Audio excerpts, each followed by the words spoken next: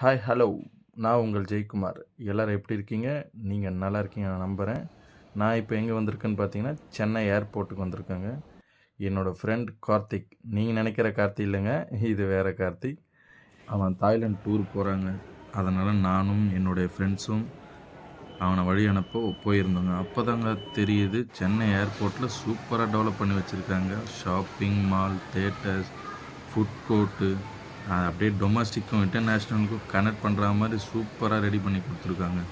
இதுக்கு ஆக்சுவலாக metro ஸ்டேஷனும் connect பண்ணுற மாதிரி சூப்பராக ரெடி பண்ணி கொடுத்துருக்காங்க. அதுவும் போயிட்டு வரவங்களுக்கு பயங்கர யூஸ்ஃபுல்லாக இருக்குங்க. டிராஃபிக்கே இல்லாமல் போயிட்டு வராங்க. ஆக்சுவலாக நான் முன்னாடியே வந்துட்டேங்க, இது வரைக்கும் இன்னும் ஃபைனலி வந்துட்டாங்க. கேப் போட்டிருக்காரு அவர் இல்லைங்க, ஸ்பெக்ஸ் போட்டிருக்காருல அவர் தாங்க கார்த்தி.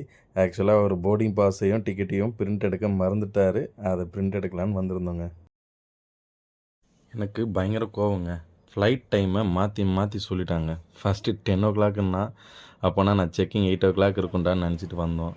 அப்புறம் ஃப்ளைட் டிக்கெட்டை வாங்கி பார்த்தா தான் தெரியுது, தாய் ஏர்வேஸு மிட் நைட்டு 1 அப்புறம் என்ன பண்ணுறது, நமக்கு தான் மால் இருக்கே.